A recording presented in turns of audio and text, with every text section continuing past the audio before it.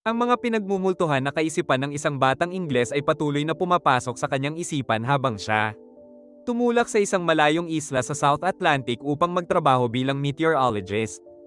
Habang nalulunod siya sa kanyang mga iniisip, nilapitan siya ni Kapitan Axel at nagsindi ng sigarilyo, sinabi iyon sa kanya. Malapit na sila. Noong Setyembre taong 1914 sa wakas ay nakarating sila sa isla kung saan walang bomb abati sa kanila. Ang lalaki ay ipinadala upang palitan ng isa pang meteorologist na nakatalaga sa isla. Ngunit, parang walang bakas ng tao. Sinamahan ni Kapitan Axel ang binata upang hanapin ang naunang meteorologist upang matiyak, ligtas siya. Nakarating sila sa isang parola at kumatok ngunit walang sumasagot. Pinilit ng binata na buksan ang pinto at natagpuan ang kaisa-isang tao sa isla. Si Gruner, ang kasalukuyang tagabantay ng parola na malamig na bomb abati sa kanila. Nang tanungin ni Kapitan Axel ang tungkol sa dating opisyal ng panahon, sinagot ni Gruner ang lalaki na sila hinahanap. Namatay sa tipos. Si Gruner ay tila hindi nababahala sa kanilang presensya at naglalakad sa paligid na hubot-hubad na nakakairita kay Captain Axel. Umalis ang binata sa parola.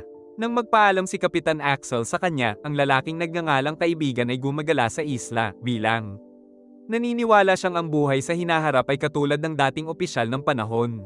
Pagbalik niya sa cabin para ayusin ang kanyang mga gamit, nakita niya ang diary ng dating meteorologist.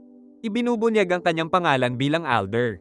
Sa loob, nakikita niya ang mga sketch, isang larawan ng asawa ni Alder at kahit isang drawing ng parola. May mga kakaibang nilalang sa tabi nito.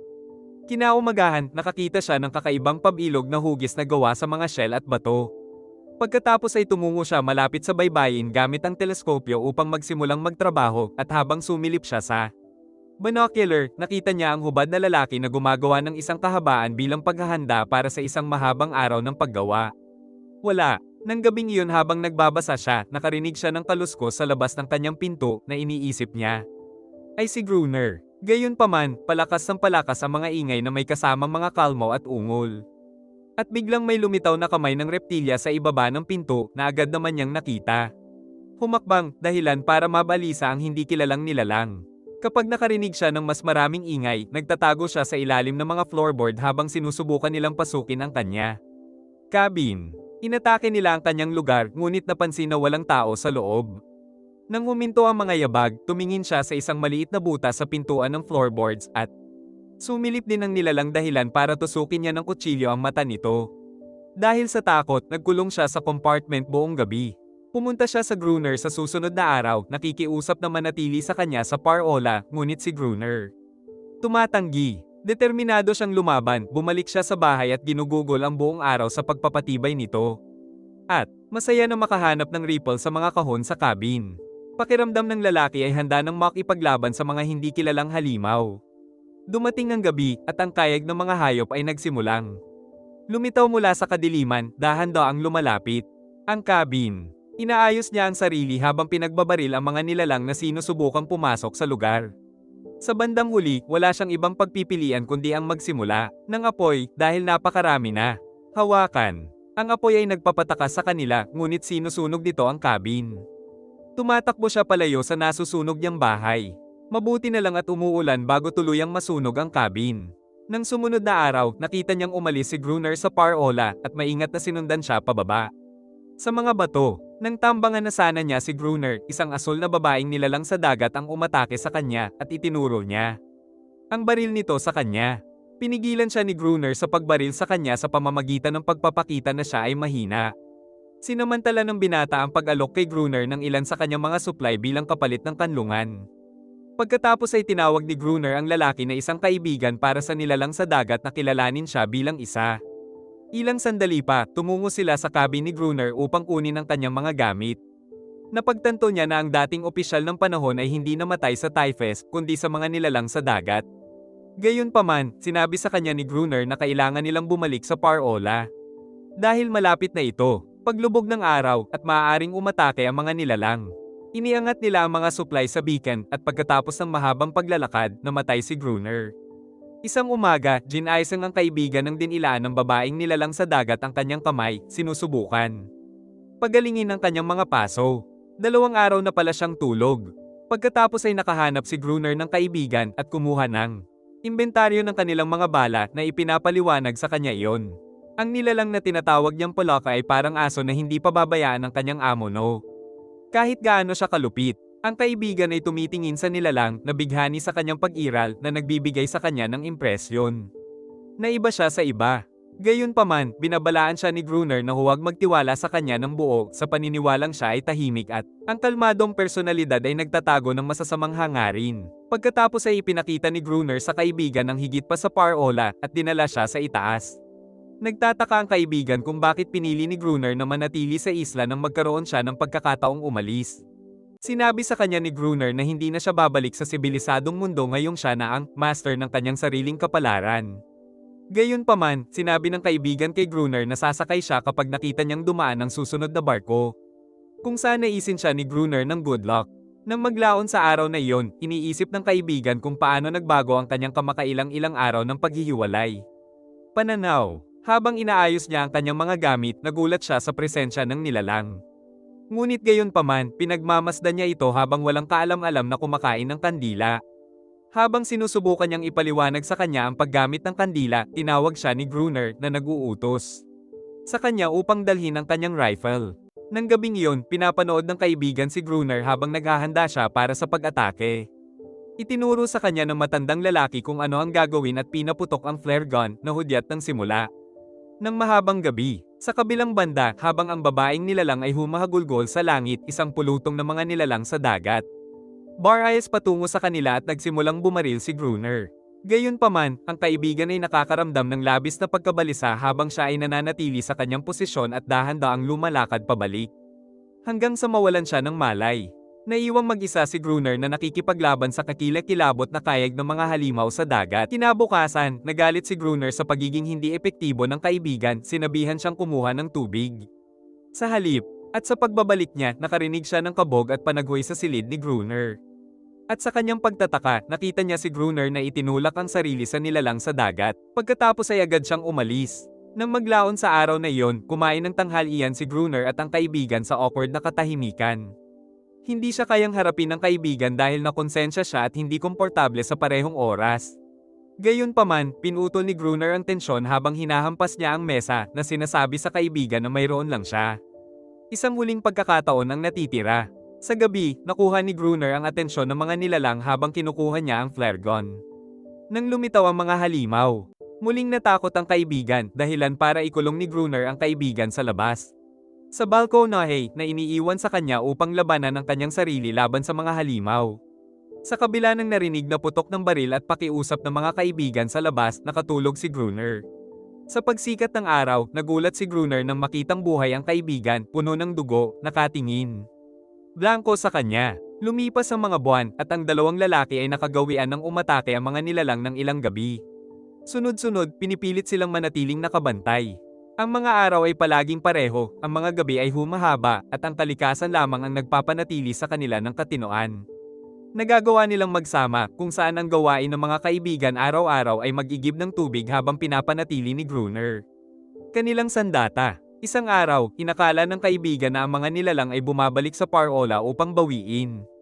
Ang babaeng nilalang sa dagat, gayunpaman, nagtataka pa rin siya kung bakit niya pinapayagan ang kanyang mga species na mapatay. At kung bakit hindi sila umaatake sa ilang gabi. Walang pakialam si Gruner kung bakit dumating ang mga nilalang at planong lipulin silang lahat. Sa paglaon, binisita ng kaibigan ang kanyang lumang kupas na cabin upang bawiin ang ilan sa kanyang mga gamit lamang. Upang matuklasan kung paano niya binago ang kanyang hitsura habang tinitingnan niya ang kanyang sarili sa salamin. Siya trims kanyang balbas, umaasang magkaroon ng ilang pakiramdam ng kanyang lumang sarili. Sa kanyang pagbabalik sa parola, nakatagpo siya ng isang napakalaking balangkas ng balyena at mga pig. Up ng isang piraso. Gayunpaman, walang mga pag-atake sa gabing iyon na pinaniniwalaan niya na ang mga batas sa pagitan ng. Ang labanan ay kadalasang mas malala kaysa sa mga labanan mismo. Gayunpaman, sinasamantala nila ang paghahanda para sa susunod na pag-atake. Habang gumagala ang kaibigan, nakita niya ang nilalang at nilapitan niya ito sa unang pagkakataon. Habang hinahawakan niya ang malamig na balat nito, nagustuhan niya ang kakaibang nilalang at binigyan siya ng pangalan. Anaris, habang ginagamit siya ni Gruner para sa kanyang mga layunin bilang isang alipin at alipin. Isang gabi, inanyayahan ni Gruner ang kaibigan na maglaro ng chess. Habang naglalaro sila, ibinahagi ng binata ang kanyang mga obserbasyon at hypothesis sa pagkakaroon ng mga sea creature. Gayunpaman, hiniling sa kanya ni Gruner na isara ang kanyang bibig at maglaro ng paghihimok sa kaibigan na magsagawa ng checkmate. Pagkatapos ay kinuha ni Gruner ang kanyang baril at itinutok ito sa direksyon ng binata habang nakikita niya. Isang nilalang sa likod niya. Umatake na pala ang mga sea monsters. Tumakbo sila sa mas mataas na punto ng parola habang dumarami ang mga halimaw. Lumalaban sila gamit ang kanilang mga ripple ngunit nalulula sila dahil masyadong biglaan ang pag-atake. Gayunpaman, nagpasya silang umakyat sa pain ng parol kung saan nagliliwanag ang liwanag. Sa kasamaang palad, si Gruner ay nakagat ng masama sa paa habang siya ay tumatakas sa itaas. Matapos ay lock ang sarili sa loob ng pain, doon sila nagpalipas ng gabi habang ang mga nilalang. Subukang maabot ang mga ito sa pamamagitan ng glass partition. Sa pag-aakalang ito na ang kanyang wakas, kumakanta si Gruner ng isang trahedya na awit ng pag-ibig hanggang sa pagsikat ng araw at umalis ang mga halimaw. Nang umagang iyon, inaalagaan ni Anna-Rhys ang baluktot na paa ni Gruner habang idinidikit niya ang kanyang dila sa sugat. Hindi sila makakaligtas sa panibagong digmaan dahil nauubusan sila ng mga supply, bala at kalooban. Pagkatapos ng araw na iyon, natanong ng kaibigan ng isang barko mula sa malayo habang gumagala siya. Agad siyang tumakbo sa loob para kunin ang flare gun, natatakot na walang masusuklem. Pinigilan ni Gruner ang kaibigan habang siya ay magbabaril na nakapin sa kanya sa lupa. Sinubukan ni Anna-Rhys na protektahan ng kaibigan na ikinagalit ni Gruner na naging dahilan upang maglakad siya palabas kasama ang flare gun. Nakaramdam ng pagkabigo, sumigaw ang kaibigan kay Gruner na nagsasabi sa kanya na natatakot siyang maiwan. At lumaban mag-isa. Makalipas ang ilang sandali, nakahanap ng paraan ng kaibigan para makipag-usap kay Anna-Rhys sa pamamagitan ng pagpapakita sa kanya ng bangka. Nainukit niya sa buto, umaasang maiintindihan niya ito. Pagkatapos ay dinala siya ni Anna-Rhys sa isang inabandonang robot sa dalampasigan na malayo sa parola. Sa parola, sinabi ng binata kay Gruner ang tungkol sa bangka, ngunit sinabi ni Gruner na alam niya ang tungkol. Ipinaalam nito sa kanya na ginamit ito ng isang lalaking Portuges para makalayo sa pagkawasak ng barko, ngunit ang mga nilalang pinatay siya. Sinasabi rin niya na ang kargamento ng barko ay naglalaman ng dinamita, ngunit ipinapalagay niya na lahat sila may tubig. Samantala, interesado ang kaibigan na sumabak sa pagkawasak ng barko gamit ang atmospheric diving suit. Hindi sinasang-ayunan ng Gruner na sabihin sa kaibigan na ang kanyang ipinapanukala ay isang misyon ng pagpapakamatay. Isang hapon, pininturahan ng binata ang robot na may pag-asang magawa ito. Pagkatapos ay nakarinig siya ng paungol mula sa malayo at nakita niya si Anna-Rhys na nag-e-enjoy sa paglangoy sa malapit. Habang nagtatanggal siya ng damit ay dahan-dahan itong lumapit sa kanya na para bang hahalikan niya ito. Lingid sa kaalaman ng kaibigan at ni Anna-Rhys, nanonood si Gruner. Bumalik sa parola, habang nagbabasa ng libro ang kaibigan, inabot sa kanya ni Gruner ang isang diving suit at nagbago ang isip niya matapos masaksihan ang ginawa nila sa pool, lihim na umaasa sa kaibigang iyon. Kinabukasan, nagsagwan sila patungo sa pagkawasak ng barko gamit ang bangka. Ipinaliwanag ng binata na ang paghatak ng lubad ang tanging paraan nila para makipag-usap habang nasa ilalim ng tubig ang kaibigan. Na nagsasabi kay Gruner na hihilahin niya ang lubad ng 3 beses kung kailangan niya ng supply ng hangin. Pagkatapos ay nagsuot siya ng lumang diving suit, hinahanap ang mga crates na may dalang dinamita habang si Gruner kinokontrol ang lubad ng bangka. Habang nasa ilalim ng tubig, hinanap ng kaibigan ang lalagyan at agad itong ikinonekta para magawa ni Gruner. Bunutin sila mula sa tubig. Nakita ng kaibigan ng isang bata na parang nilalang sa dagat na sumilip sa kanyang suit, dahilan para matamba siya. Hinailan niya ang lubad at nagsimulang magpanik nang mas marami ang mga nilalang na nakapaligid sa kanya. Si Gruner ay nanunood lamang ng lubad sa bingit ng pag-abandona sa kaibigan, gayunpaman, bilang bata. Binitawan ng lalaki ang sarili mula sa suit at lumangoy paakyat sa bangka kung saan kaagad si Gruner. Tinutulungan siyang tumayo. Pag-uwi nila, agad nilang tiningnan ng crate at nadiskubre na isang kahon lang iyon. Bukod sa iba pa ay naglalaman ng mga pampasabog na sapat na tuyo upang magamit. Gumawa ng plano si Friend at Gruner para akitin ang pinakamaraming nilalang hanggat maaari sa parola. Bago pa putukin ang nakatanim na dinamita sa pag-asang matakot sila, gayunpaman, noong gabing iyon. Walang umatake. Lumipas ang 3 linggo sa isang kisap mata at naiinip na si Gruner habang naghihintay para sa malaking atake. Natagpuan ng kaibigan si Gruner na nagyayelo sa labas, naghihintay pa rin sa desperasyon para sa mga nilalang. Hiniling sa kanya ng kaibigan na pumasok sa loob at i-defuse saglit ang detonator. Minsan, ang kaibigan at si Gruner ay naghihintay ng isang Norris na mahuhuli para sa kanilang tanghalian. Gayunpaman, nang matuklasan ni Gruner na starfish ang dala niya sa halip na isda, sinisipa niya rin siya. Her for telling her kind about their plan para takutin sila. Hinawakan ng galit na lalaki ang kamiseta ng kaibigan, sinabi sa kanila na ang kanilang bagong plano ay umalis sa pinto. Bukas, inaakit sila sa loob para sa isang ambush. Nang gabing iyon, iniwan ng kaibigan na nakabukas ang pinto habang pinapanood ito. Kinuha ni Gruner ang itaas na lupa na naghahanda sa pagpapasabog ng dinamita. Ilang oras na siyang naghihintay at parang hindi na sila aatake. Kasunod ng haka-haka ng kaibigan, kinaladkad ni Gruner si Anaris sa tabi niya, pinilit itong umiyak. Sa pag-aakalang maakit nito ang mga nilalang. Habang siya ay umalis upang magsindi ng lampara, ang kaibigan ay inatake ng isang nilalang sa dagat sa harap ng pintuan. Nagawa niyang makalayo sa kanila, ngunit mas maraming nilalang ang pumapasok. Nagmamadali siyang umakyat habang ipinapalam kay Gruner na nasa loob na sila ng parola. Ang pag-atake ng nilalang, ngunit hindi mapasabog ni Gruner ang mga pampasabog na naging sanhi ng pag-sprint ng kaibigan. Sa tuktok ng parola at muling ay kanekta ang detonator. Nangyayari ang pagsabog na ikinamatay ng maraming nilalang sa dagat. Hindi nasisiyahan, pumunta si Gruner para sa pangalawang hanay ng mga pampasabog na malapit sa parola. Pagkatok sa kaibigan at sa kanyang sarili. Nang magising ang kaibigan kinabukasan, agad niyang hinanap si Gruner at ginaisang ito. Pataas. Gama ng loob ng binata nang kumilos si Gruner at nagsimulang kumanta ng isang kanta na sinalihan niya nito. Oras. Samantala, mayroong napakalaking kaguluhan sa paligid ng beacon. Gumagamit si Gruner ng sibat para tapusin ang nasugatan at namamatay na palaka sa dalampasigan. Matapos makita ang isa sa mga patay na nilalang na nakasuot ng kwintas, naniniwala ang kaibigan na ang mga species ay mas sibilisado kaysa sa ipinakita ni Gruner. Kinuha ni Gruner ang pendant at itinapon ito sa dagat, nakaramdam ng galit. Nang gabing iyon habang nagbabantay sila sa susunod na pag-atake, narinig ng kaibigan ang Anaris at ilan ibang mga nilalang na nagluluksa sa pagkawala ng kanilang mga species. Nilapitan siya ni Gruner at ipinaliwanag na nailigtas niya si Anaris bilang isang sanggol na nakulong sa isang net taon. Nakaraan, naniniwalang utang niya sa kanya ang kanyang buhay. Nawala si Anaris, ngunit tiniyak sa kanya ni Gruner na gagapang siya pabalik gaya ng lagi niyang ginagawa. Ang kaibigan ay tila nagsisisi sa kanilang ginawa, ngunit si Gruner ay nananatiling malamig at walang pagsisisi.